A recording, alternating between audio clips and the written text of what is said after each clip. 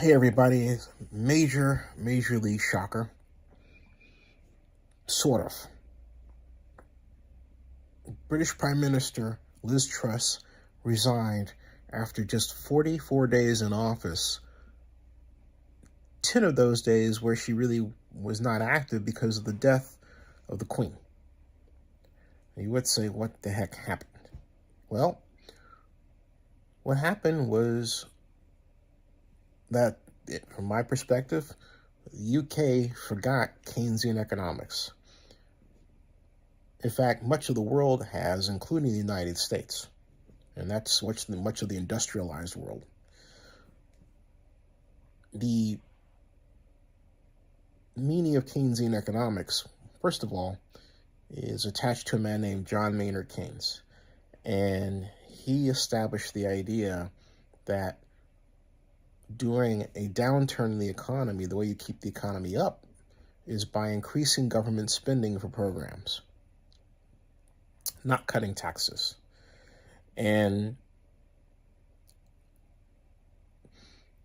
for reasons that have to do with an adherence to conservative ideology without understanding economic basics today, a number of people have actively worked to eschew that idea, most notably within the UK Conservative Party. Liz Truss came in with this idea that simply cutting taxes will cause an increase in the economy. That might work in a normal situation, but what we have now is an unusual case where people around the world are suffering because corporations have increased their profit take to dramatic proportions. And they've done so because the pandemic has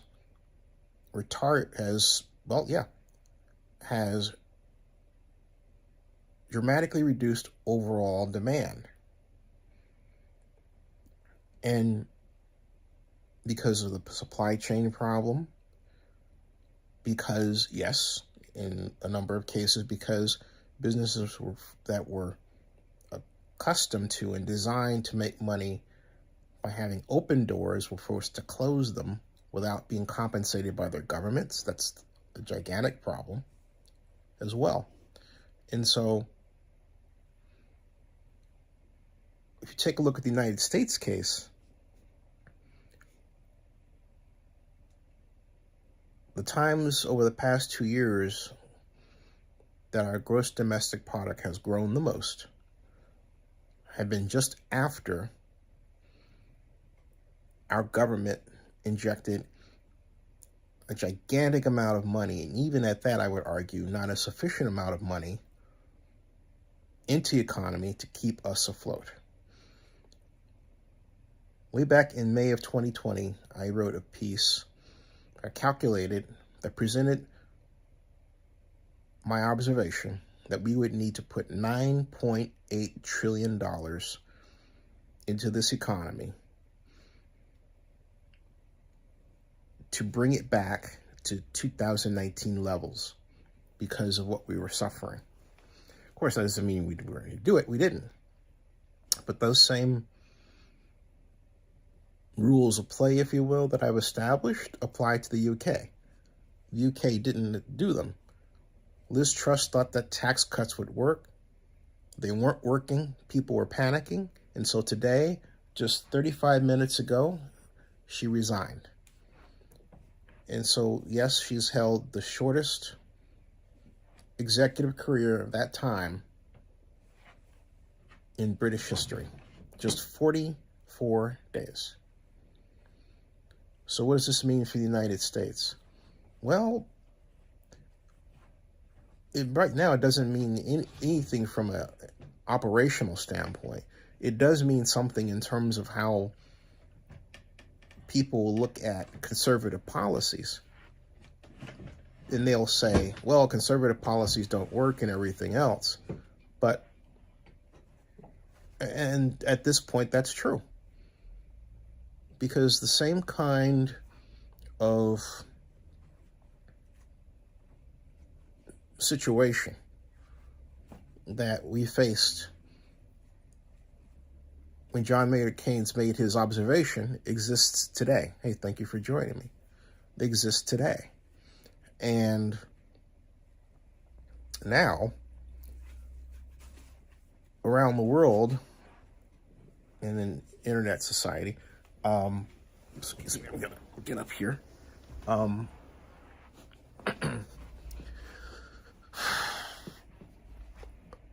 Where we are at is that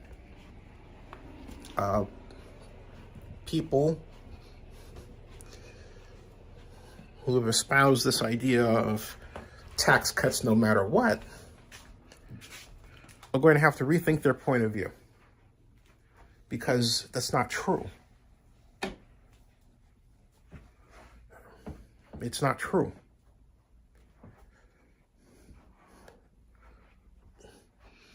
In the United States, this is also going to impact the ideology surrounding the Republican Party and those candidates who have and are running on the idea that we need to cut taxes. I am not for taxing the rich. That's not my point. Excessively. I am not for excessive taxation. I am, however, for deficit spending. You have to spend your way out of this situation. The numbers prove that. You cannot go against the simple fact that when people need money, they have to get it from someplace, and the government should be right there front and center, making sure they get it. That's true in basic urban economies. That's true in rural economies. That's true everywhere. That dynamic doesn't change. That is a basic fact. Okay, basic fact. And hey, if you're watching this, retweet this, by the way. Okay, retweet it. I'll have more to say about this later, but actually, I'm going to follow up on this because it's time for a discussion about Keynesian economics and the need for its return. Subscribe to Zinni62 and bookmark oaklandnewsnowblog.com. That ends this broadcast.